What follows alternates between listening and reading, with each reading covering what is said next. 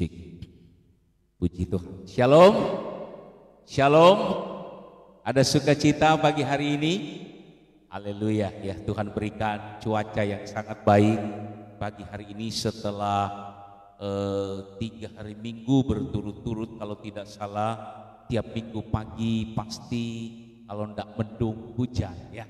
Tapi pagi hari ini luar biasa, Tuhan berikan cuaca yang sangat indah sehingga saya dan saudara bisa berkumpul bersama untuk menikmati hadirat Tuhan di dalam ibadah kita pada pagi hari ini. Puji Tuhan. Baik. Tinggal beberapa hari lagi kita akan merayakan hari Natal, hari kelahiran Tuhan Yesus Kristus. Itu sebabnya mungkin kalau orang mau hajatan, saudara-saudara, itu tentu tidak dapat dilaksanakan dengan serta-merta atau dilaksanakan dengan tiba-tiba. Semua tentu punya persiapan. Nah, saya kira menyambut Natal pun kita juga perlu persiapan.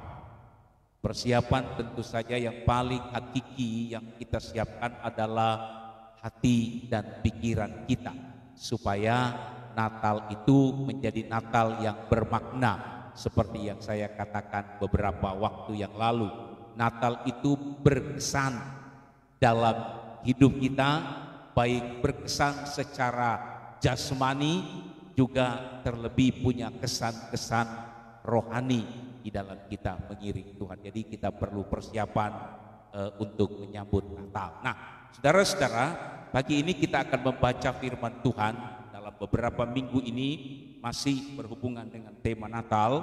Nah, minggu pagi ini saya akan mengajak kita membersih benar. Pagi hari ini kita akan nikmati itu kembali, kita kunyah itu kembali supaya menjadi vitamin bagi rohani kita. Mari membuka sama-sama Injil Yohanes pasal 10. Injil Yohanes pasalnya yang ke-10, kita akan membaca ayatnya yang ke-10. Injil Yohanes pasal 10, kita akan membaca ayatnya yang ke-10. Sudah ketemu? Mari kita baca bersama-sama dengan suara yang bisa kita dengar sendiri ya. Hitungan ketiga kita baca ayat ini, saudara-saudara ya. Injil Yohanes pasal 10 ayatnya yang ke-10. 1, 2, 3. Pencuri datang hanya untuk mencuri dan membunuh dan membinasakan. Aku datang supaya mereka mempunyai hidup dan mempunyainya dalam segala kelimpahan. Puji Tuhan. Ini ayat favorit sekali, saudara-saudara, kalau kita merayakan Natal. Padahal dalam ayat ini hanya bagian kecil dari tujuan kedatangan Tuhan Yesus ke dalam dunia. Kedatangan Tuhan Yesus ke dalam dunia itu, saudara-saudara, tentu punya tujuan yang sangat penting. Ya, sangat penting. Nah, tujuan-tujuan kedatangan Tuhan itu ada banyak sekali di dalam Alkitab. Ya, Yesus berkata, "Aku datang untuk ini, aku datang untuk ini, aku datang untuk menyelamatkan orang berdosa. Aku datang untuk menghakimi, aku datang untuk memberi hidup." Ada begitu banyak kalimat-kalimat aku datang, aku datang. Itu semua tentu menjadi tujuan kedatangan Tuhan Yesus Kristus. Pada minggu lalu kita bicara tentang kedatangan Tuhan dengan tujuan menyelamatkan orang berdosa. Nah, pagi hari ini kita membaca apa sih kedatangan Tuhan itu, apa sih tujuannya? Ayat ini berkata, "Aku datang supaya mereka mempunyai hidup dan mempunyainya dalam segala kelimpahan." Ayat ini, saudara-saudara, ada bagian A dan ada bagian B. Ini adalah compare ya. Ayat ini coba membuat satu kontras bahwa kedatangan Tuhan Yesus itu sangat penting, sehingga ayat ini dibuat kontras oleh Tuhan Yesus. Pada kalimat yang pertama ayat ini berkata, pencuri itu datang untuk mencuri, membunuh, dan membinasakan. Yang jelas ayat ini berkata ada satu oknum yang namanya pencuri,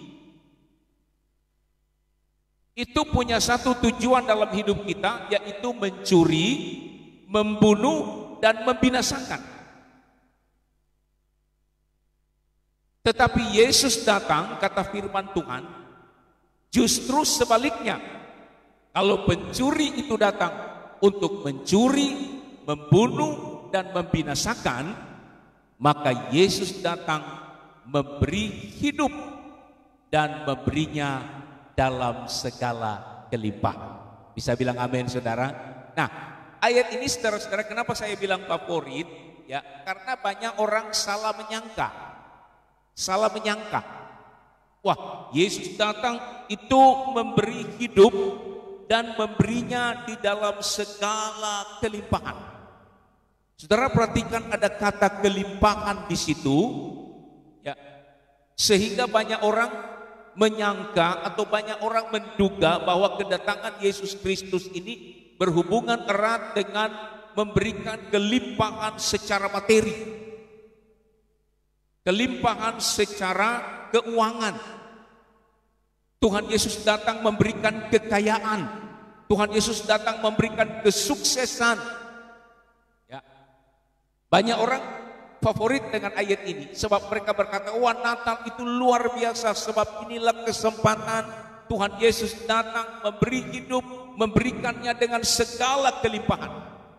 Kelimpahan tentu dalam pengertian berkat-berkat secara materi. Nah, pagi hari ini saudara-saudara yang saya kasihi dalam Tuhan, ya, syukur-syukur ya saudara-saudara, ayat ini kalau memang Yesus datang memberikan kepada kita kelimpahan secara materi, itu saya juga tentu sangat bersyukur, sebab kalau Yesus datang memberikan kelimpahan, siapapun yang menerima Yesus lalu menerima kelimpahan secara materi, maka tentu tidak ada orang Kristen yang miskin, saudara-saudara. Orang Kristen yang sederhana. Semua orang Kristen akan menikmati kekayaan, menikmati kesuksesan. Ya, kalau kita melihat ayat ini dari sudut kekayaan secara materi. Tapi beritanya saudara-saudara, pagi hari ini apa yang disebut dengan kelimpahan itu tidak bicara tentang hal-hal yang materi. Sekali lagi catat baik-baik, Yesus datang ke dalam dunia, pencuri itu datang untuk mencuri, membunuh dan membinasakan. Tapi Yesus datang memberi hidup dan memberinya dalam segala kelimpahan. Nah, kelimpahan di sini saudara-saudara, sekali lagi saya tekankan kepada kita, kalau saudara beriman kelimpahan ini adalah kelimpahan secara materi, silakan saudara beriman.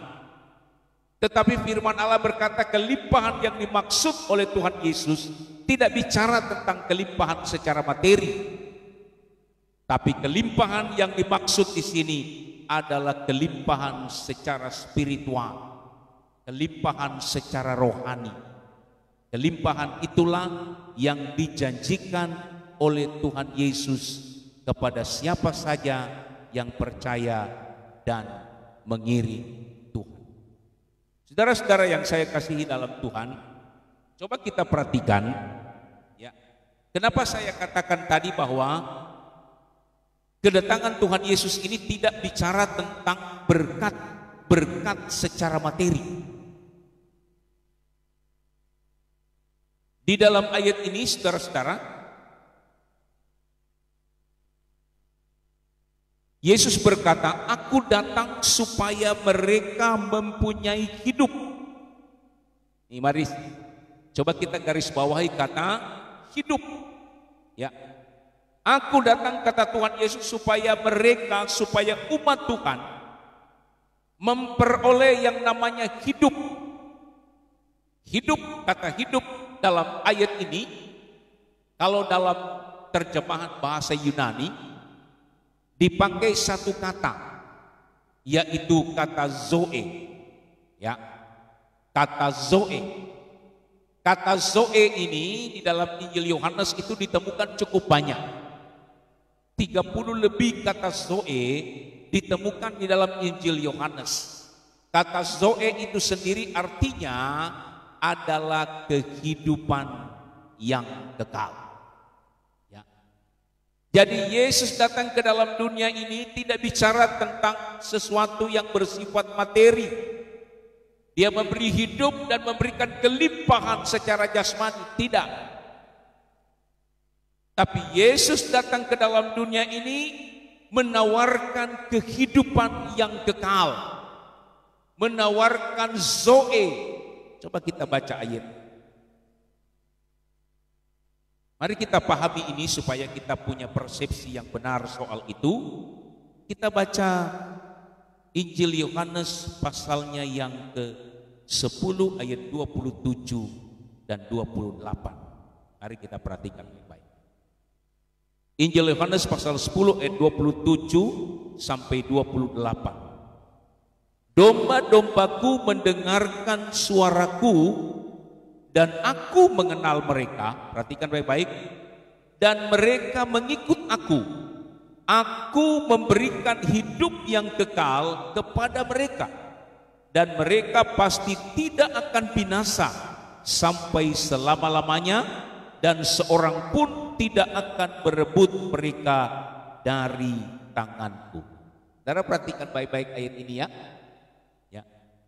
Tuhan Yesus berkata, domba-dombaku mendengar suaraku, aku mengenal mereka, mereka mengikut aku, dan aku memberikan kepada mereka hidup yang kekal. Mereka tidak akan binasa sampai selama-lamanya. Kita lihat ayat ini saudara. Ya. Jadi pencuri itu datang untuk membunuh, mencuri, dan membinasakan. Itu berarti bicara tentang membunuh rohani kita, membinasakan rohani kita, mencuri damai sejahtera kita. Tetapi Yesus Kristus datang ke dalam dunia, tujuannya adalah memberikan kepada saya dan saudara hidup, bukan hidup sementara seperti yang kita alami hari-hari ini. Tapi yang diberikan oleh Tuhan Yesus, yang ditawarkan oleh Tuhan Yesus kepada kita dengan hadirnya Dia ke dalam dunia ini, tujuannya adalah menawarkan kepada siapa saja yang percaya kepadanya. Tawarannya adalah Dia memberikan kehidupan yang kekal. Tuhan memposisikan dirinya sebagai seorang gembala. Dan orang-orang yang mengikut Dia disebut domba, kata ayat ini. Dan gembala itu menawarkan kepada domba-dombanya kehidupan yang kekal. Mereka tidak akan dapat binasa untuk selama-lamanya. Bisa bilang amin saudara-saudara. Jadi Tuhan Yesus datang ke dalam dunia ini memberikan kepada kita jaminan bahwa kita akan beroleh hidup yang kekal dan tidak akan binasa selama-lamanya. Pertanyaannya saudara-saudara, apakah itu ketika kita ada di dalam dunia? Tentu tidak. Kapan saya dan saudara beroleh hidup yang kekal dan tidak akan binasa selama-lamanya?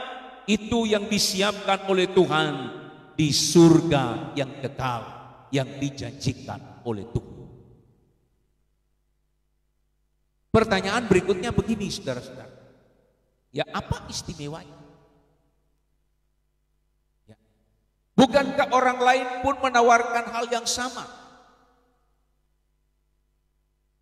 Agama-agama, hampir semua agama di Indonesia ini menawarkan kehidupan yang kekal bagi pengikut-pengikutnya.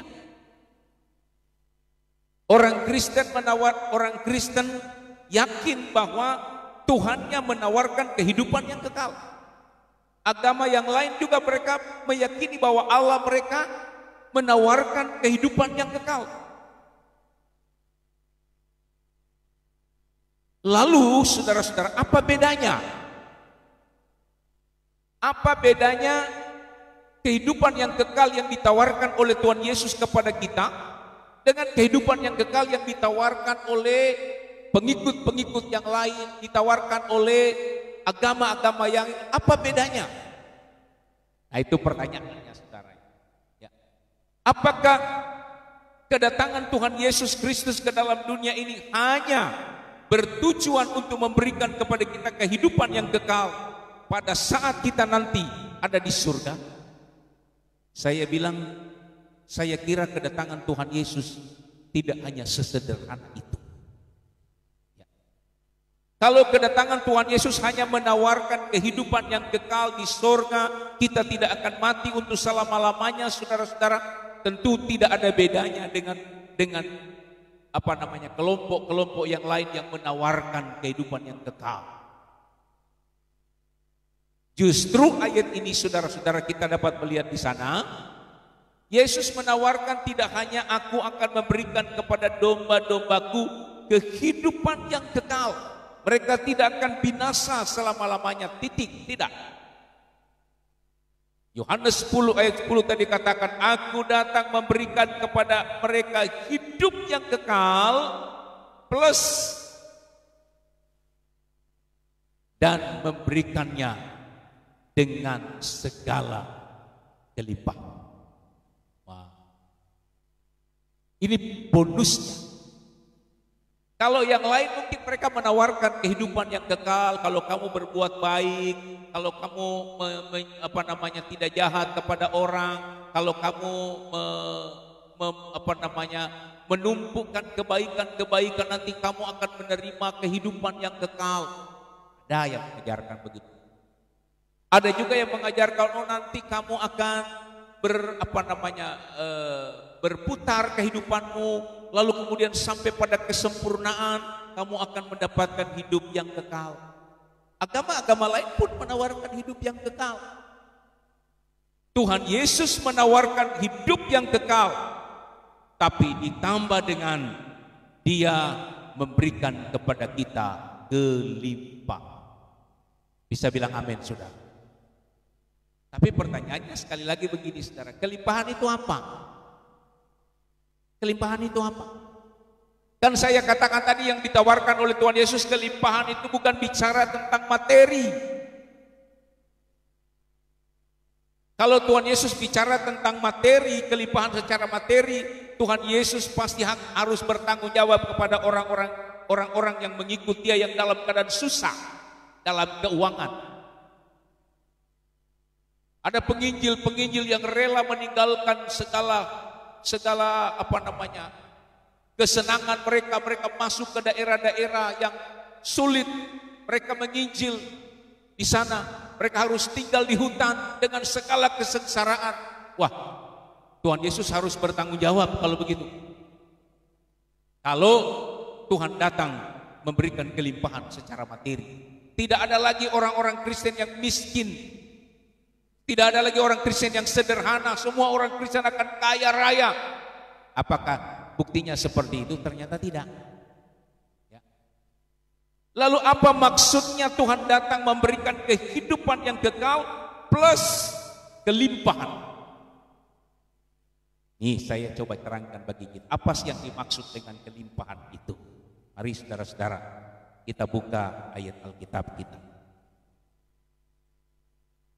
Apa yang dimaksud Tuhan dengan kelimpahan?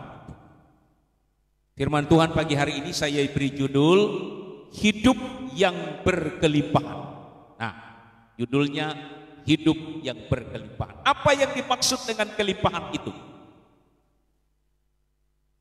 Injil Yohanes pasal 10 ayat 9. Mari kita perhatikan di sana. Injil Yohanes pasal 10 ayatnya yang ke-9.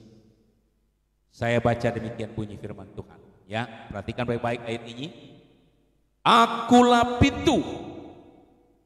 barang siapa masuk melalui aku, ia akan selamat, dan ia akan masuk dan keluar dan menemukan padang rumput. Perhatikan baik-baik ayat ini. Ini saya senang ayat ini. Ya. Akulah pintu, kata Tuhan Yesus. Barang siapa masuk melalui aku, ia akan selamat, dan ia akan masuk dan keluar dan menemukan padang rumput. Saudara, pada kebiasaan gembala-gembala orang Yahudi, ya, itu biasanya domba-domba itu dikurung di satu tempat, Bapak Ibu Saudara-saudara, lalu pintunya itu dijaga oleh gembala. Jadi gembala itu tidur di pintu kandang. Kandang mereka itu terdiri dari batu-batu yang disusun tinggi sehingga domba-dombanya tidak bisa lari atau tidak ada binatang buas masuk. Lalu kemudian gembala-gembala itu tidur di pintu kandang itu. Jadi domba-domba itu keluar masuk itu nggak bisa sembarangan, harus melewati gembala. Gembala tidur di muka pintu itu. Kalau ada binatang buas, kalau ada pencuri, cepat-cepat gembala itu dia bisa cepat-cepat berdiri untuk menghalau. Nah, Yesus katakan, akulah pintu, akulah gembala yang berjaga-jaga di depan pintu. Aku akan memberikan apa? Coba ayat ini berkata apa, saudara-saudara? Kita baca sekali lagi. Ya. Akulah pintu. Barang siapa masuk melalui aku, ia akan selamat. Perhatikan baik-baik. Tuhan Yesus berkata, akulah pintu, aku gembala yang menjaga. Barang siapa masuk dalam kandangku, barang siapa yang mengikut aku, firman Tuhan katakan, dia akan selamat. Nah, Yesus datang ke dalam dunia ini memberi hidup yang kekal. Kata ayat Alkitab, kata firman Tuhan. Ayat ini berkata, barang siapa masuk melalui pintu itu, kata Tuhan Yesus, dia akan selamat. Selamat yang dimaksud bicara tentang kehidupan yang kekal yang ada di surga. Lalu apa kelimpahannya? Coba kita baca terus ayat ini. Dia berkata begini, saudara. Coba perhatikan baik-baik. Ayat ini berkata begini. Dia tidak sampai di sini. Akulah pintu, barang siapa masuk melalui aku, ia akan selamat. Titik. Tidak. Perhatikan. Dan ia akan masuk dan keluar dan menemukan padang rumput. Bonusnya itu.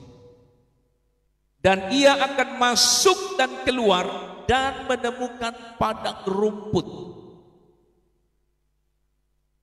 Aku datang untuk memberi hidup, memberi selamat kepada mereka yang mengikut aku, kata firman. Dan memberikan kelimpahan.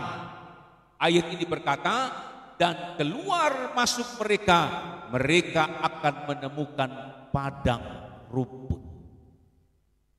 Sehingga saya boleh terjemahkan begini, saudara.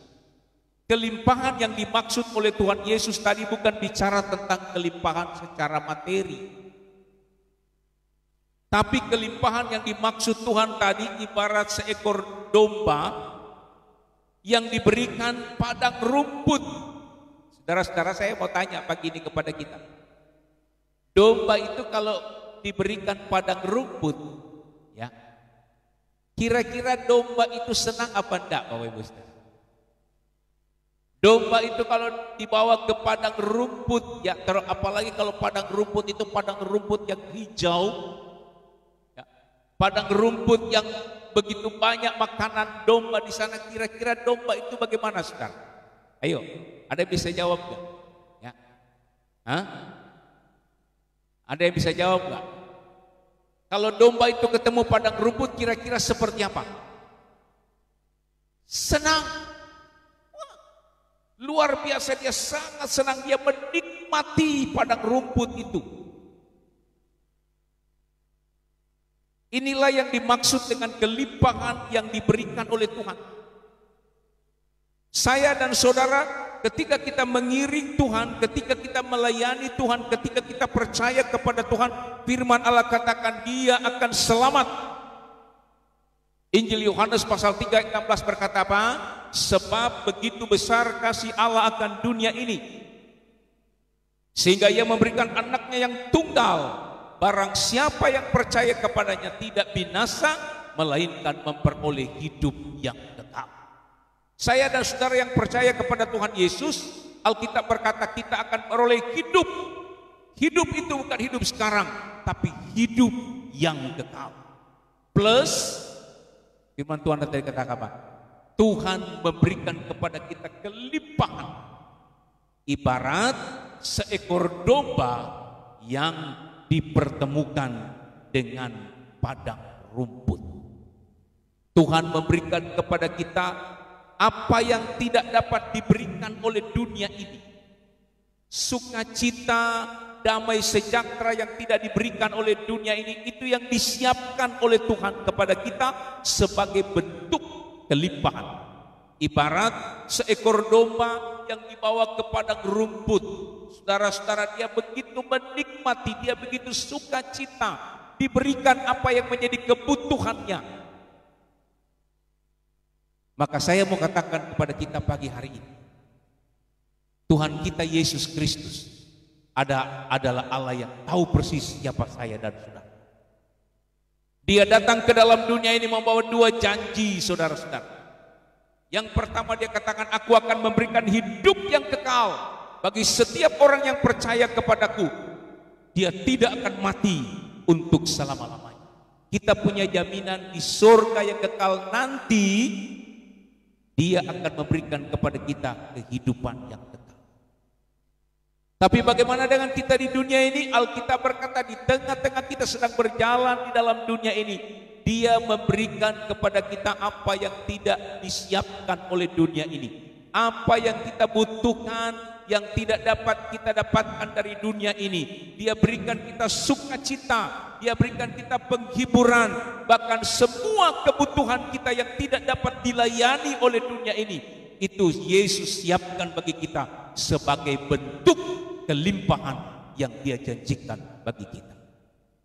Maka saya katakan tadi, kelimpahan yang dimaksud Tuhan di sini adalah bicara tentang pertolongan Tuhan dan mujizat Tuhan.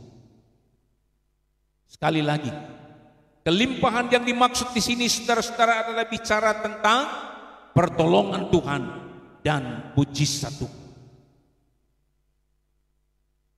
Kalau kita bicara tentang hidup yang kekal, oke, nanti saja. Kalau kita sudah di alam sana, kita punya satu kepastian, kita akan beroleh hidup yang kekal. Tapi selama kita masih ada di dalam dunia ini, janji Tuhan adalah dia memberikan kepada kita apa yang menjadi kebutuhan kita. Bisa bilang amin, saudara?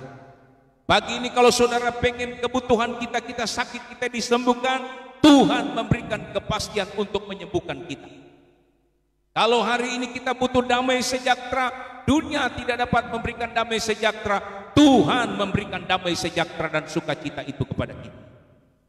Kalau kita membutuhkan uluran tangan Tuhan, saat kita memerlukan Tuhan di dalam dunia ini, itu Tuhan siapkan bagi kita. Ibarat seekor domba yang diberikan padang rumput sebagai bagian dari kebutuhan. Jadi saya mau katakan, ini yang tidak diberikan oleh agama-agama lain. Ini yang tidak diberikan oleh penganut-penganut yang lain.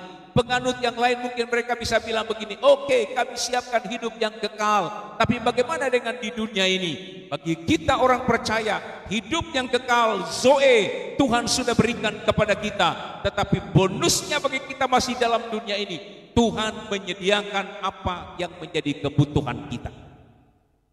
Itu yang Tuhan siapkan bagi kita. Segala bentuk pertolongan dan mujizat Allah, Tuhan siapkan bagi kita.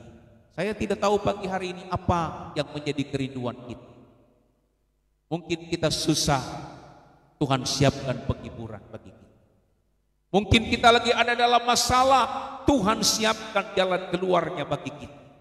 Mungkin kita lagi sakit, ada jemaat kita yang sakit hari ini, ya. Tuhan siapkan kesembuhan, mujizat dari Tuhan. Itu yang Tuhan siapkan bagi domba-dombanya yang mengiring, mengikut Dia. Kehidupan yang kekal dan kehidupan yang penuh dengan kelimpahan. Wah, luar biasa saudara-saudara ya. Jadi kalau kita tahu persis inilah yang Tuhan janjikan kepada kita, maka kita akan menyambut Natal itu dengan penuh sukacita. Ya, kenapa saudara-saudara? Karena kita tahu di dalam Natal itulah Yesus datang untuk memberikan hidup yang kekal bagi kita dan memberikan segala yang kita butuhkan ketika kita berada di tengah-tengah dunia ini. Apa yang tidak sanggup diberikan oleh dunia ini, apa yang tidak mampu diberikan oleh dunia ini, Yesus mampu dan memberikan itu kepada saya dan saudara. Bisa bilang amin Bapak Ibu Saudara? Saya kira mungkin ini yang dapat saya sampaikan pagi hari ini. Sekali lagi, menjelang Natal ini, apa yang menjadi doamu di hadapan Tuhan? Ya. Saya mau katakan di hadapan Tuhan tidak ada yang mustahil. Bisa bilang amin saudara? Tidak ada yang mustahil. Kelimpahan itu yang Tuhan siapkan bagi kita adalah ketidakmustahilan atas segala sesuatu. Karena apa yang menjadi kebutuhan kita itu disiapkan oleh Tuhan. Tuhan Yesus memberkati. Biar firman Tuhan yang sederhana ini mengingatkan dan menguatkan kita semua. Mari kita berdiri bersama-sama. Kita akan nyanyikan satu pujian sebelum kita berdoa bersama-sama untuk menyongsong Natal kita yang beberapa hari lagi ke depan. Tetaplah berpegang kepada Tuhan dan percayalah, bagi Dia tidak ada